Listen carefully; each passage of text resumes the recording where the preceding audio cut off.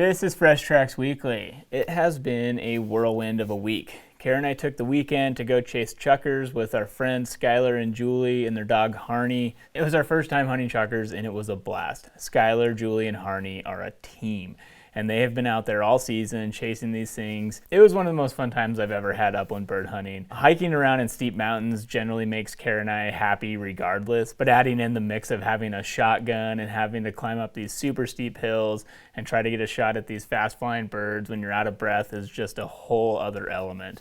Oh, it's awesome. They're so cool looking. Second chukar. Oh, yeah. Only took me a box of shells dang near. Chukars are not native to North America, but they are now managed as a game species similar to ringneck pheasants. It is kind of funny how some non-native species are tolerated or even encouraged to exist outside of their native range.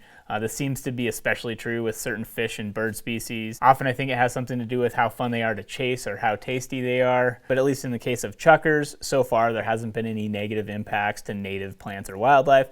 One of the concerns is that they would transport exotic seed species such as cheatgrass, but researchers looked into it and haven't found any evidence that it's a problem. It was interesting to see how much they like cheatgrass though. Skylar and Julie were saying how that's primarily what they're keying in on, especially this time of year as you get that winter green up. In North America at least, cheatgrass is widely considered an invasive species that degrades habitat quality, but hey, at least the chukars are using it. Also, Skylar is quite the chef and he whipped up some chukar pad thai and it was amazing. So tasty. He gave us some other cool ideas on how we can cook them, primarily making sure that we don't overcook them. Anyway, chukar hunting is sweet. It's cool terrain, cool birds. We got to hang out with great friends. And really, Harney was the star of the week. She is a great bird dog. It was so fun to watch her work and point those birds. Yeah. Anyway, now let's see what Michael's up to. It's your boy, Michael P. Episode 27 of Fresh Tracks Weekly. Here we are, back in the fishing corner, working on some fishing content. Just to recap kind of the last week, on Friday I went ice fishing with one of my friends. He's been eager to get out, and we went to a local pond, caught some little perch. On Saturday, I did a float with my girlfriend Cassie on the beautiful Missouri River here in Montana. And it was all right. You know, we caught a couple fish, a small little brown. Cassie caught a nice rainbow trout. I swung up a pretty nice fish. Sunday, I went and fished, got skunked.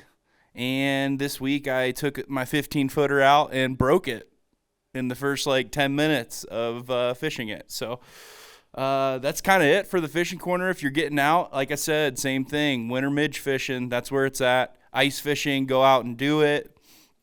If you're in the southeast, I'm sure you can go out and catch some bass this time of year. Have fun, go fishing, and we'll see you next week here in the fishing corner. Back to you, Marcus. With that, we have a few news stories that we got to get into before our deeper dive on corner crossing. In Montana, 3 juvenile grizzly bears tested positive for highly pathogenic avian influenza, commonly referred to as bird flu.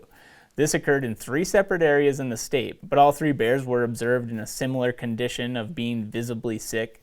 The bears were euthanized due to their poor condition, and according to Montana Fish, Wildlife, and Parks, they likely got the virus from consuming infected birds. It does appear that newer strains of bird flu are more prevalent in wild birds, which has also made containment in domestic populations very difficult, as wild birds can easily travel between and make contact with these domestics.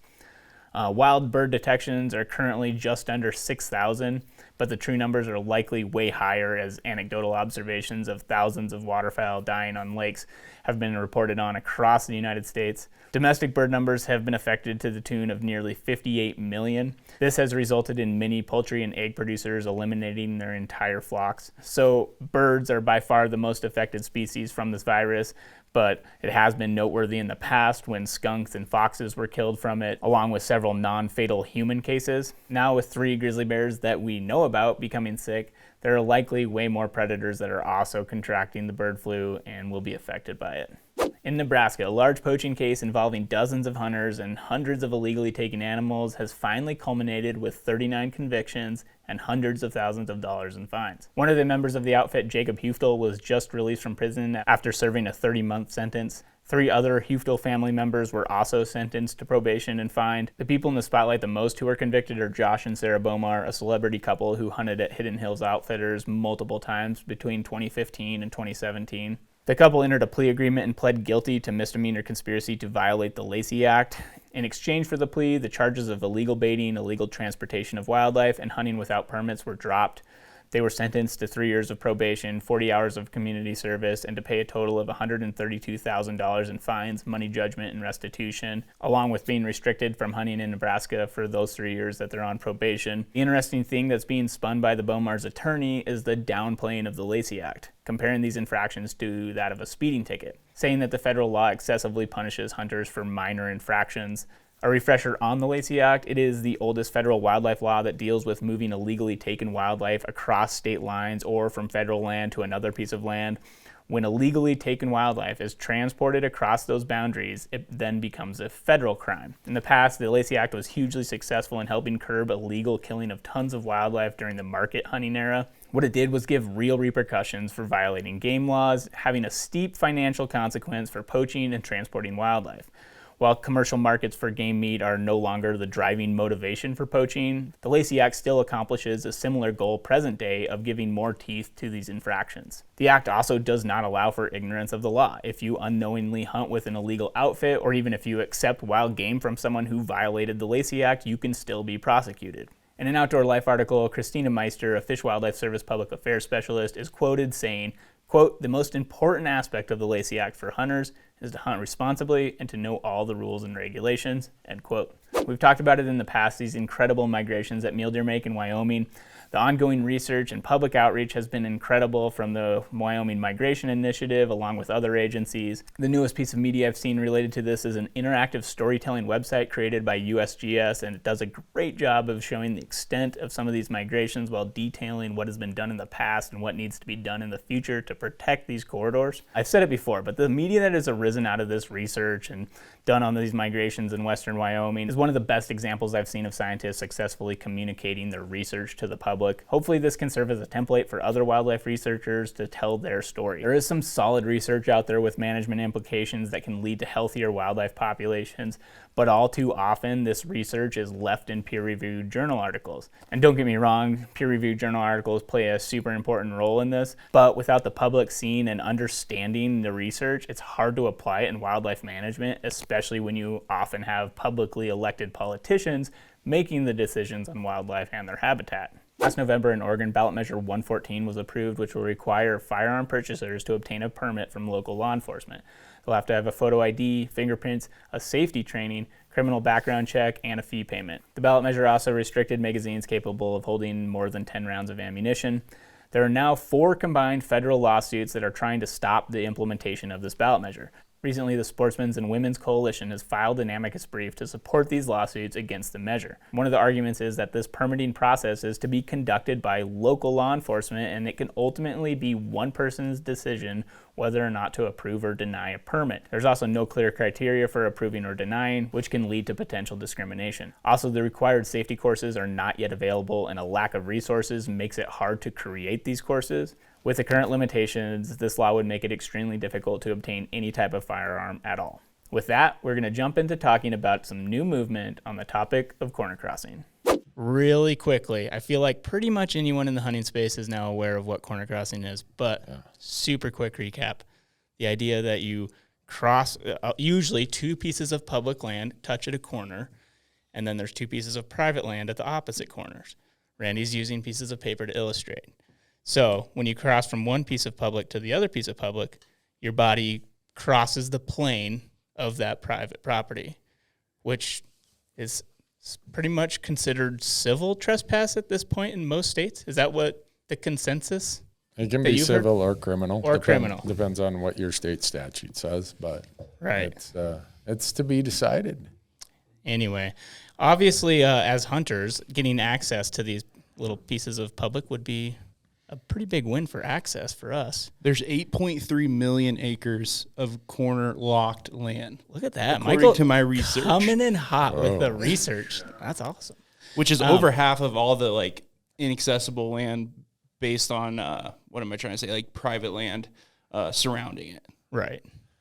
Yeah. Landlocked. Yes, landlocked land. Right. Because some of the landlocked land is not accessible because there is no corner to cross at. Yeah. Right. So anyway, we've seen headlines recently a lot with the Wyoming case, and Randy has been doing podcasts, multiple now. One is yet to be released. Yep. That'll come out. Number 3 will come out the end of January. End of January. Hopefully. So look forward to that. But one of the big things we want to talk about on this one is this bill that was just introduced in Colorado. Mm-hmm. So Randy, give us the lowdown. What's happening in Colorado? Well, I was really surprised when I got an email from a person associated with a Republican legislator in Colorado saying, hey, need your input on this draft bill. I'm like, well, 1, I'm not an attorney. 2, I don't live in Colorado, but here's my thoughts. So I gave my thoughts, and the draft got done, I believe, yesterday. And it's going to be introduced, but politics being what they are, there's already a yank that it may not have any air behind it just because it didn't have co-sponsors from both sides of the aisle. Gotcha. But it's an interesting bill. If you read it, it talks about what would exempt somebody from criminal trespass. And it talks about, if you use a mechanical device and you don't touch anybody's property. In other words, like the guys from Wyoming did, right? They brought a ladder and they just... Right. They never touched the actual never ground. Touched the actual real property. Yeah. And so it goes in and it explains that. And then it also has a paragraph in there that says, in the event the person has complied with the previous parts of this law, any claim made for a civil trespass case, the court shall dismiss. So it's criminal and civil trespass in the same bill. So yeah, it'd be significant. It would essentially, like, any corner crossing in Colorado would become legal at that point. Right? I mean, sure seems like it reading from that public bill. to public land. Yeah. So. Yeah, that's pretty crazy. And then, an interesting thing about that is, so it was introduced by a Republican, right? Yep. And then the Republicans are in the minority everywhere in Colorado. Yeah. The Democrats control the House, the Senate, and I believe the governor also.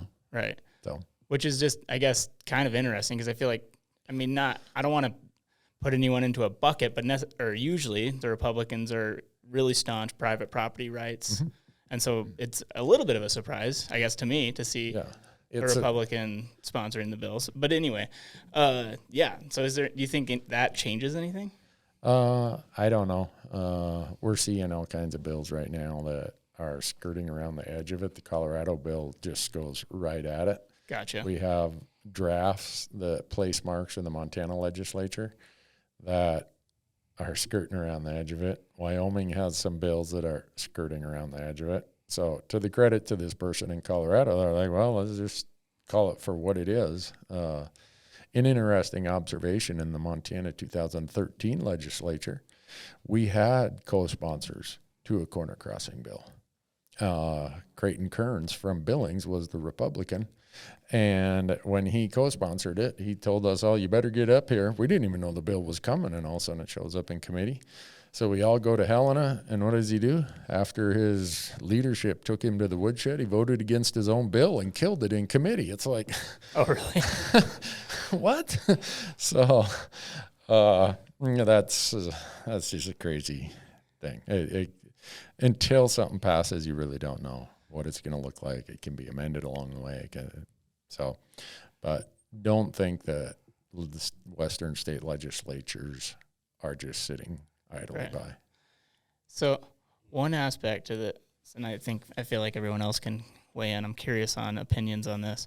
So just the act of corner crossing from public to public, I feel like we're on the board of that would be awesome. Like, as hunters, right, we get more access. But thinking about it from the private land owner's perspective, and I feel like one of the big arguments is a lot of the land was purchased with the idea that they had this exclusive access, for a lack of a better term, to that public, totally. Giving the value of giving it a higher value. And so, and correct me if I'm wrong. What are some other points? Do you know, Randy, if you were to argue the private landowners case of wanting to Right. maintain that access to that property. Yeah, that's the biggest. That's one. the biggest if one. you read the Wyoming case, and we spent a ton of time on that on the podcast this morning with the two attorneys, is the damages of $7.5 million. He's saying that's how much it's devalued or impaired his property. Doesn't quite meet the laugh out loud test to me, but I'll let you guys answer, and then I'll give my thoughts later about this, the perspective of the private landowner. Yeah, I think that as a private landowner, you would be worried that people may abuse the corner hoppingness. Like maybe they're going to skirt the edge a little bit. Right. Maybe this means that there's more hunters trying to access that parcel or that piece of state section or whatever it may be, and not doing it legally. And with more people in that area, they're probably worried about, or people recreating, hunters, whatever it may be, disrespecting their land. I feel like that's always been like a big issue with access in general to private lands, is like the fear of like, a few bad apples possibly ruining it for the whole group. Right. I think the fact that some people might think that the exclusive public access should increase value to their property, I think that's BS, because first of all, it's public, so anybody could, like, say you drop in there with a helicopter, you have access to that. Who's to say your neighbor doesn't just let anybody go through their property and go access that public? So it's like the fact that someone can say, or they can try to sell it as exclusive, like, you have no control over that whatsoever. And I feel like that shouldn't get weighed into property value at all, in my opinion. Oh yeah. Like you said, Michael, the concern about people potentially abusing that. But when you think about it, if you're going through the effort to research and find that stake, to step over it and go through, the person who's putting themselves in those crosshairs is not the person who's going to go gallivanting across your property and say, oh, I didn't know where I was.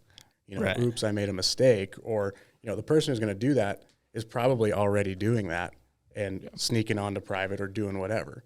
I think it's kind of, looking to shoot holes in this thing and looking for a bad guy. Oh, right. Instead of like this actual threat to, private property rights. For sure. Yeah, I can imagine, and this is a little bit of devil's advocate here, like if you're thinking of one of these big ranches in Wyoming or wherever there's these huge checkerboard patterns, and you're thinking if trespass is an issue for you, you have a lot of people trying to access your private property. So whatever your boundary of your ranch is X number of miles of fence right now.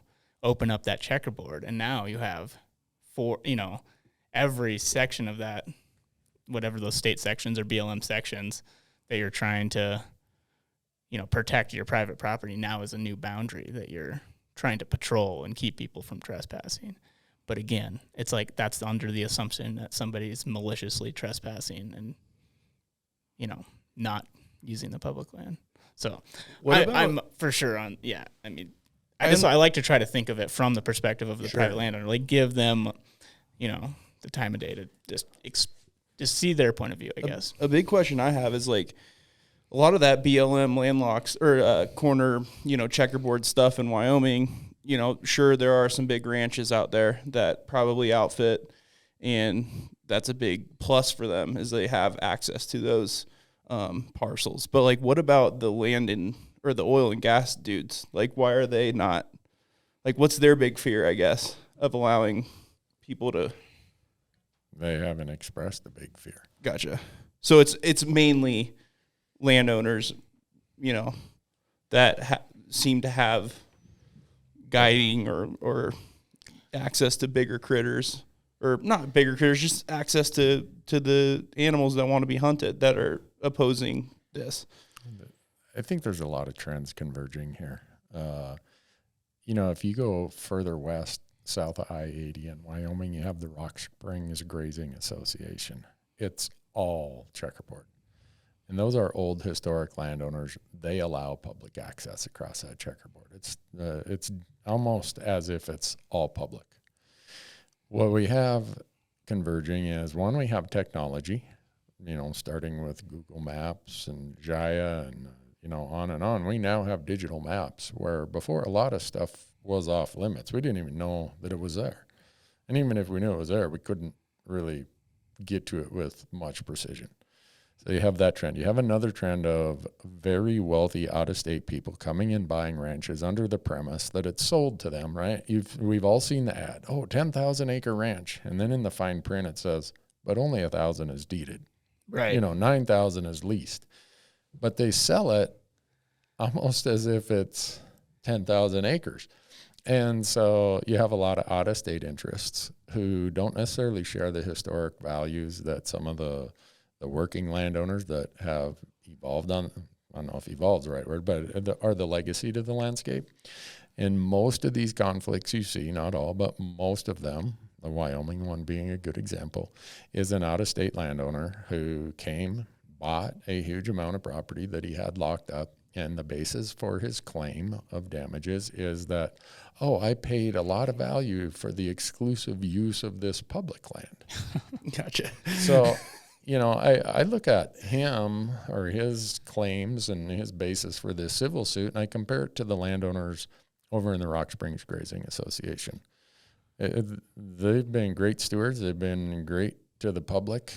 And, in this process, we end up maybe lumping things too much into one pile. And I'm glad Marcus brought up the other side of it, because there are a lot of places where, people are like, no, just have at it.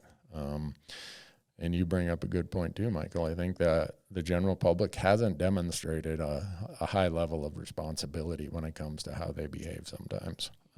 And it only takes one bad incident for a landowner to feel that way. And let's not kid ourselves. There's a lot of other people who they buy this land because they want that exclusive use. Whether for them and their friends, or just, they have a business model about selling the public's, wildlife in the form of hunting or whatever it might be. So there's a mix of all of it. Yeah, even outside of just the corner crossing thing, there's definitely some, people landowners, I guess, that view the fact that they have a grazing allotment or a lease on the land for whatever reason, not that they think it's all theirs, but there is this negative perspective towards hunters sometimes from some of those leaseholders, and they might just have the grazing lease or whatever, the farming lease, but they still, and I don't know if that's a holdover a lot of times on state land, especially in Montana, I've noticed, because it wasn't that long ago when we didn't have public access to state lands. And even to get the public access, we still have to have a license, either hunting state lands license or a recreation license. And so it exists outside of just the corner cross. And even when there's like public county road that goes through the property, there's sometimes that sentiment that like, no, this is mine. I have the lease. Which is, yeah. So anyway, that's interesting. I had another point, and now I'm not going to remember what it was. What do you think about all this, David? You've been pretty quiet. I don't have as much experience as you guys do with it. But I see both sides, but it is frustrating that there is like this limit to this public land in certain areas. And I definitely share like the frustration that Jace was talking about. I see that there, like in anybody does in any kind of, recreation or something, there's always the bad apples that, kind of ruin it for everyone else. But, I come from Texas where everything is just so much privatized that that just kind of, it sucks looking at all that and seeing that there's these spots here that are public, but they're kind of like in places where they're inaccessible, or that there's these little small, like kind of nitpicky things that seem like it, that prevent people from like getting on that space. Yeah. One thing that I'm excited about, I feel like all the things that are happening right now, hopefully we at least get some clarity in the near future, because it's been such a gray area. Because in the past it's, I've heard of people not caring about corner crossing, or the case gets thrown out in court, or it's just like if you ask a game warden or if you ask a land management agency, like, is this legal to cross here? And they're like, well, And I don't know. Not really. But, and so it's just this huge gray area in so many places. And so hopefully we start to get some clarity, and it might be piece by piece, state by state, county by county even. I don't know. Because did you learn anything new today that you can lead us into a teaser of your podcast? You got, how many hours was that? With all the time we met over the last month and then recording today, we've got so much time in this next podcast. Did I learn a lot? In the process of preparing for this podcast, I learned a lot that, one, to answer your question, the reason it's a gray area is it's never been decided in a court of law. This specific instance of where somebody crosses at a corner has never been decided in a civil case. Like you said, there's some where it got thrown out, or there's been some criminal cases where somebody just pled guilty because they couldn't afford to defend themselves. But that's to me the reason why here we still are. One of the law professors that's been helping us, and when he dug into this, he's like, I cannot believe this has never been litigated. And so there's 4 attorneys that are helping me, and none of them can find a case where this has ever been litigated. So that's why it is a gray area. You ask a game warden, they're like, well, I don't want to tell you. I'm not an attorney. Don't rely on me. The other things that I learned is just how this process will unfold, how it will work. And to your point of clarity, I think that is going to be the biggest benefit that comes out of it. I think hunters need to prepare that the process as it works through, it is very possible that a court could say, no, they have control over that airspace. And if that's the case, that's the case. But it's good to know that. Right. But when you have such outlandish claims made by the landowner in this case, there's a reason all of the property rights groups and the ag groups are telling him, would you just shut up and fold your tent? You're about ready to sink us here. So it'll be interesting to see. The case it's on the court docket, should be heard in July, hopefully solved in August. The other thing I did learn is that there's about a 99.9% chance it's going to get appealed no matter who wins or who loses. Gotcha. So it's not over till it's over, I suppose. But no. And I also learned more about precedent issues that we talk about in the podcast, because so many people say, oh, if the hunters win this case, that sets a precedent.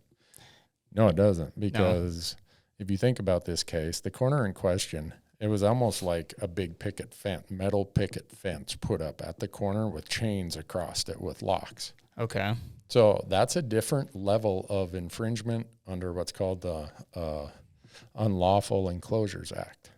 Okay. Most of the corners we're going to encounter don't even have a fence. Yeah. They're just a pin out there. Right. Or they're a legitimate grazing allotment fence where it's like, I got to keep my sheep or my cattle off 4 the neighbor corners, or whatever. Barbed wire fence. So the court may say in this case, hey, you're out of hand, Mr. Landowner. You can't do that. But that doesn't mean they're going to say the public owns the airspace. Gotcha. And so everyone is kind of jumping to this conclusion that, if we win this case, that means everything. Well, no, it doesn't.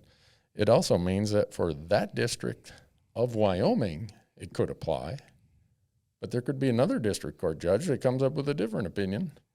Right. And until it moves its way up the food chain of the appellate court or possibly U.S. Supreme Court, the precedent value of a lot of this just is not what people want to make it out to be. Right. So we nerd out on that in the well, no, that's podcast. I think that's what a lot of people are really curious about, because I think there is an assumption that, it's going to be legal, or at least legal in all of Wyoming. And like you said, even if it just gets that one district, that's still just one district in Wyoming where that decision was made. Right. But and then who knows what the actual. There's a very good chance the court could say, look, you can't fence a corner like that, because if you look at the pictures of his fence, it's not like he was doing anything other than keeping the public out. Well, that's a completely different facts and circumstance of an unmarked corner or a corner where it's legitimate fencing for cattle grazing. And those would be different facts and circumstances. So the ruling of this case would probably not apply. So crazy. Well, I'm going to cut it off because we're at our 20 minutes, but keep an eye out for that podcast end of January. Yep. Hunt Talk Radio. Hear that, Paul? Now we got to have it out by then. Yep, it's on my calendar. All right. Thanks for watching or listening. Thanks, guys. Thanks.